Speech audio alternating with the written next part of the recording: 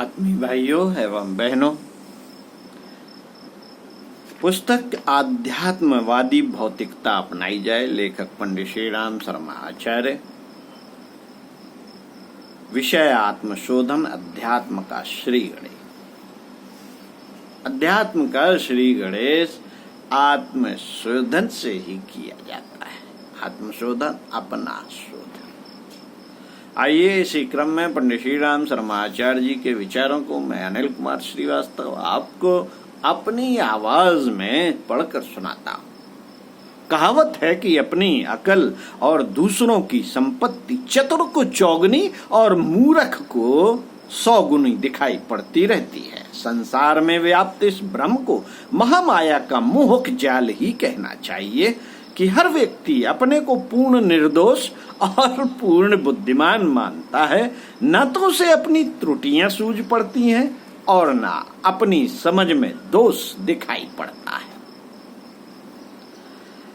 इस एक दुर्बलता ने मानव जाति की प्रगति में इतनी बाधा पहुंचाई है जितनी संसार की समस्त अड़चनों ने मिलकर भी न पहुंचाई होगी। अपनी निर्दोषता के बारे में फैले हुए व्यापक भ्रम जाल को देखते हुए मानव जाति की मूर्खता की जितनी भर्त्सना की जाए उतनी ही कम है। सृष्टि के सब प्राणियों से अधिक बुद्धिमान माना जाने वाला मनुष्य जब यह सोचता है कि दोष तो दूसरों में ही है, उन्हीं की निंदा करनी है, उन्हें ही सुधारना चाहिए, हम स्वयं तो पूर्ण निर्दोष हैं, हमें सुधारने की कोई जरूरत नहीं, तब यह कहना पड़ता है मित्रों, तब यह कहना पड़ता है कि उसकी तथाकथित बुद्धिमत्ता अवास्तविक है। 84 लाख योनियों में अनेकों दोष और कुसंस्कार जीव पर चढ़े रहते हैं।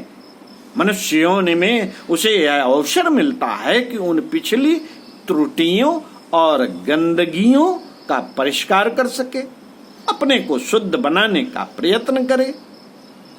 इस शरीर का सबसे बड़ा उद्देश्य यह है कि उन मल विक्षेप और आवरणों को ढूंढ ढूंढ कर देखे जो पिछले जन्मों की दुरावस्था में उसके गले बंधे चले आए।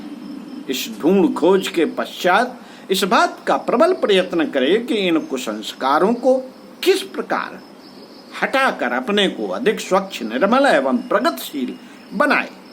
प्रगति की स्वाभाविक गति में सबसे बड़ा व्यवधान यह है कि मार्गों को रोकने वाली सबसे बड़ी बाधा का स्वरूप वह समझ नहीं पाता और न उसको हटाने का प्रयत्न करता है। पेट में दर्द है और सिर पर दवा मली जाए तो कष्ट कैसे दूर होगा। अपने दोष दुर्गुणों के कारण जीवन क्रम अस्त व्यस्त बना रहता है, पर उसका कसूर दूसरों के मत्थे मरते रहा जाए तो इससे झूठा आत्मसंतोष भले ही कर लिया जाए, मान लिया जाए, समस्या का हल कहाँ संभव हो सकेगा। कहते हैं कि भगवान ने कल की 1.5 मात्रा पैदा की है, जिससे एक तो हर मनुष्य अपने में मानता है और शेष आदि में संसार का काम चलता है। इस दृष्टि दोष के कारण अपनी गलतियों का सुधार कर सकना तो दूर, उल्टे जब कोई उस ओर इशारा भी करता है तो हमें अपना अपमान दिखाई पड़ता है। दोष दिखाने वाले को अपना शुभचिंतक मानकर उसका आभार मानने की अपेक्षा मनुष्य जब उल्टे उस पर क्रुद्ध होता है, शत्रुता मानता है, तो अपना अपमान अनुभव करता है, तो यह कहना चाहिए कि उसने सच्ची प्रगति की ओर चलने का अभी एक पैर उठाना भी नहीं सीखा। मित्रों, स्कूली शिक्षा के मूल्य पर कई व्यक्तियों को ऊंची नौकरी मिल जाती है। पूंजी होने पर ब्याज बाड़े से या किसी ढर्रे के व्यापार को अपनाए रहने से धन कमाते रहना भी सरल हो जाता है। शरीर और मस्तिष्क की अच्छी बनावट होने से सुंदरता, चतुरता एवं कला कौशल में निपुणता मिल जाती है। संयोग एवं परिस्थितियां भी किसी को सम्मानास्पद स्थिति पर ले जाकर बिठा देती है।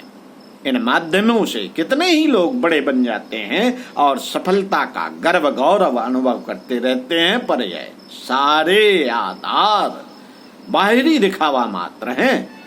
संयोगवश या दुर्भाग्य से किसी कारण यह परिस्थितियां बदल जाएं और सम्मान सौभाग्य छिन जाए तो ऐसे व्यक्ति सर्वदा निस्तेज और दीनहीन दिखाई पड़ते हैं।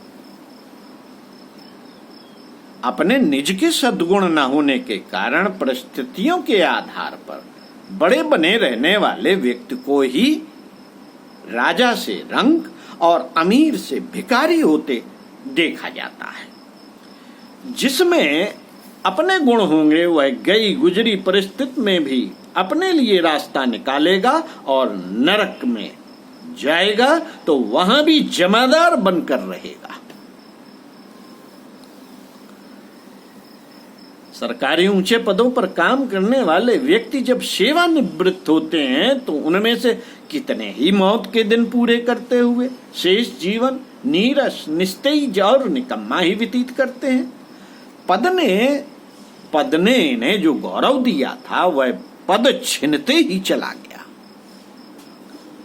व्यक्तिगत सद्गुणों के अभाव में अब वे एक निकम्मे निरर्थक मनुष्य की तरह ही बने हुए रहते हैं जिनकी कहीं कोई पूछ नहीं।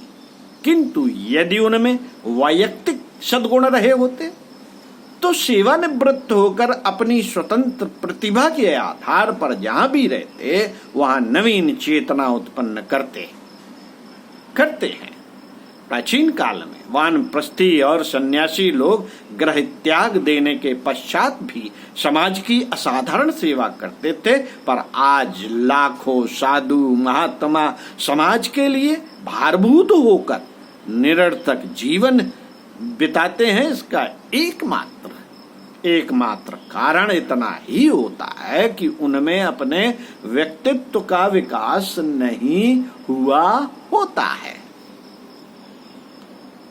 गुण कर्म स्वभाव की दृष्टि से वे पिछड़े हुए या अविकसित होते हैं। ऐसी दशा में जब तक वे गृहस्थ या उद्योग के किसी ढर्रे में फिट थे तब तक कुछ काम कर भी सकते थे, पर वे साधन न रहने पर एकाकी विरक्त जीवन में उन्हें शून्यता के अतिरिक्त और कुछ दिखाई ही नहीं पड़ता। प्रकृति की जड़ व्यक्तित्व को विकसित करने वाले सद्गुणों की मात्रा पर निर्भर रहती है। वह जितनी ही अधिक होगी उतना ही परिस्थिति में भी जितनी अधिक होगी उतना ही व्यक्ति सुदृढ़ या उपयोगी हो सकेगा। ऐसे व्यक्ति जहां भी जिस परिस्थिति में भी रहते हैं वहीं अपनी उपयोगिता और आवश्यकता देखते हैं। हर स्थिति में उनका स्वागत और सम्मान होता है। अंधे अपाहिज और दरिद्रों में भी कितने लोग ऐसे होते हैं जिनकी समीपता को लोग अपना सौभाग्य समझते हैं। इसके विपरीत कितने ही साधन संपन्न लोगों से वे भी मन ही मन घोर घृणा करते हैं, जो उनसे निरंतर लाभ उठाते रहते हैं। सद्गुण तो वह जादू है जिसकी प्रशंसा शत्रु को भी करनी पड़ती है। साथियों, किसने कितनी उन्नति की, इसकी सच्ची कसौटी यह है कि उस मनुष्य के दृष्टिकोण और स्वभाव का कितना परिष्कार हुआ। किसी बाह्य स्थिति को देखते हुए उसकी उन्नत अवनत का अंदाजा नहीं किया जा सकता। कितने ही बेवकूफ और बदतमीज आदमी परिस्थितियों के कारण शहंशाह बने होते हैं। कितने ही लुच्चे लफंगे षड्यंत्रों के बल पर सम्मान के स्थानों पर अधिकार जमाए बैठे होते हैं। और कई ऐसे लोग जिन्हें लोग धर्म का काखा गाघा सीखना बाकी है, धर्मगुरु के पद पर पूजते देखे जाते हैं। यह संसार विडंबनाओं से भरा है। कितने ही व्यक्ति अनुचित रीत से सफलता प्राप्त करते हैं और अयोग्यताओं से भरे रहते हुए भी सुयोग्यों पर हुकूमत चलाते हैं। इस विडंबना के रहते हुए भी व्यक्तित्व के विकास का, सुसंस्कारिता और श्रेष्ठता का मूल्य किसी भी प्रकार कम नहीं होता। वह जहां कहीं भी होगा अपना प्रकाश फैला रहा होगा, अपनी मनोरम सुगंध फैला रहा होगा। गई गुजरी परिस्थितियों में भी उसने अपने उत्कृष्ट दृष्टिकोण के कारण उस छोटे से क्षेत्र में नए स्वर्ग की रचना कर रखी होगी। मानवीय स्वभाव की श्रेष्ठता गुलाब के फूल की तरह महकती है। उसे मनुष्य ही नहीं, भंवरे, तितली और छोटे छोटे नासमझ कीड़े तक पसंद कर रहे होते हैं। बाहरी उन्नत की जितनी चिंता की जाती है, उतनी ही भीतरी उन्नत के बारे में की जाए तो मनुष्य दोहरा लाभ उठा सकता है। आध्यात्मिक दृष्टि से तो वह ऊंचा उठेगा ही, लौकिक सम्मान एवं भौतिक सफलताओं की दृष्टि से भी वह किसी से पीछे ना रहेगा। किंतु यदि आंतरिक स्थिति को गया बीता रखा गया और बाहरी उन्नत के लिए ही निरंतर दौड़ धूप होती रही, तो कुछ साधन सामग्री भले ही इकट्ठी कर ली जाए, पर उसमें भी उसे शांति न मिलेगी। कई धनी मानी और बड़े कारोबारी व्यक्ति सामान्य स्तर के लोगों की अपेक्षा भी अधिक चिंतित और दुखी देखे जाते हैं। कारण यही कि कार्य विस्तार के साथ उनकी उलझनें तो बढ़ती हैं, पर उन्हें सुलझाने का उचित दृष्टिकोण न होने से उन्हें अधिक उद्विग्न रहना पड़ता है। ऐसे लोग आमतौर से निरंतर उद्विग्न रहते, कुढ़ते और झुंझलाते देखे जाते हैं। संपन्नता का सुख भी केवल उन्हें मिलता है जिन्होंने अपना आंतरिक परिष्कार कर लिया होता है। धन का सदुपयोग करके तथा पद एवं मान द्वारा उपलब्ध प्रभाव को परमार्थ में लगाकर ऐसे ही लोग ईश्वर प्रदत्त सुविधाओं का समुचित लाभ उठाया करते हैं। दूसरे लोग तो सर्प की तरह चौकीदारी करते हुए निरंतर उद्विग्न रहने का उल्टा भार वहन करते हैं। मित्रों, आंतरिक परिष्कार की और समुचित ध्यान देना, यही बुद्धिमत्ता और दूरदर्शिता का प्रथम चरण है। अध्यात्म का पहला शिक्षण यही है कि मनुष्य अपने स्वरूप को समझे, यह सोचे मैं कौन हूं और क्या बना हुआ हूं। आत्मचिंतन की साधना का प्रथम सोपान कहा जाता है। यह चिंतन ईश्वर, जीव, प्रकृति की उच्च भूमिका से आरंभ नहीं किया जा सकता। कदम तो क्रमशः ही उठाए जाते हैं। नीचे की सीढ़ियों को पार करते हुए ऊपर को चढ़ा जा सकता है। शिवोहम की ध्वनि करने से पूर्व, अपने को सच्चिदानंद ब्रह्म मानने से पूर्व हमें साधारण जीवन पर विचार करने की आवश्यकता पड़ेगी और यह देखना पड़ेगा कि ईश्वर का पुत्र जीव आज कितनी दोष दुर्गुणों से ग्रसित होकर पामरता का उद्विग्न जीवन यापन कर रहा है। माया के बंधनों ने उसे कितनी बुरी तरह जकड़ रखा है और षड्रिपु पग पग पर कैसा त्रास दे रहे हैं। माया का अर्थ है वह अज्ञान जिससे ग्रस्त होकर मनुष्य अपने को निर्दोष और सारी परिस्थितियों के लिए दूसरों को उत्तरदायी मानता है।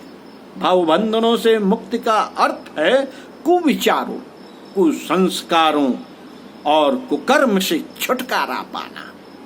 अपने दोषों की ओर से अनभिज्ञ रहने से बड़ा प्रमाद इस संसार में और कोई नहीं हो सकता। इसका मूल्य जीवन की असफलता का पश्चाताप करते हुए ही चुकाना पड़ता है। मित्रों, अध्यात्म मार्ग का पहला कदम बढ़ाते हुए साधक को सबसे पहले आत्मचिंतन की साधना करनी पड़ती है।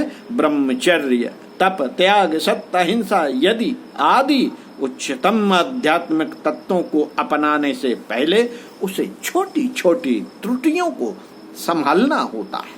परीक्षार्थी पहले सरल प्रश्नों को हाथ में लेते हैं और कठिन प्रश्नों को अंत के लिए छोड़ रखते हैं। लड़कियां गृहस्थ की शिक्षा गुणियों को खेल खेल से आरंभ करती हैं। युद्ध में शस्त्र चलाने की निपुणता पहले साधारण खेल के रूप में उसका अभ्यास करके ही की जाती है। सबसे पहले एमए की परीक्षा देने की योजना बनाना गलत है। पहले बाल कक्षा, फिर मिडिल, मैट्रिक, इंटर, बीए पास करते हुए एमए का प्रमाण पत्र लेने की योजना ही क्रमबद्ध मानी जाती है। सुधार के लिए सबसे पहले सत्य, ब्रह्मचर्य या त्याग को ही हाथ में लेना आवश्यक है। आरंभ छोटे छोटे दोष दुर्गुणों से करना चाहिए, उन्हें ढूंढना और हटाना चाहिए। इस क्रम से आगे बढ़ने वालों को जो छोटी छोटी सफलताएं मिलती हैं उनसे उसका साहस बढ़ता चला जाता है। इस सुधार के जो प्रत्यक्ष लाभ मिलते हैं उन्हें देखते हुए बड़े कदम उठाने का साहस भी होता है और उन्हें पूरा करने का मनोबल भी संचित हो चुका होता है। मित्रों, जो असंयम, आलस्य, आवेश, अनियमितता और अव्यवस्था की साधारण कमजोरियों को जीत नहीं सका, वह षड्रिपुओं के, असुरता के आक्रमणों का मुकाबला क्या करेगा। संत, ऋषि और देवता बनने से पहले हमें मनुष्य बनना चाहिए। जिसने मनुष्यता की शिक्षा पूरी नहीं की वह महात्मा क्या बनेगा। जप तप आवश्यक हैं, आत्म कल्याण के लिए उनकी भी आवश्यकता है, पर यह ध्यान रखना चाहिए कि गुण, कर्म, स्वभाव में आवश्यक सुधार किए बिना न आत्मा की प्रगति हो सकती है न परमात्मा की। इसलिए आत्म कल्याण के इच्छुक प्रत्येक व्यक्ति को आत्मचिंतन की साधना भी आरंभ करनी चाहिए और उसका श्री गणेश तप, त्याग जैसे उच्च आदर्शों से नहीं, गुण, कर्म, स्वभाव का मानवोचित परिष्कार करते हुए व्यक्तित्व को सुविकसित करने में संलग्न होकर करना चाहिए। पंडित श्री राम शर्मा आचार्य। ओम शांति।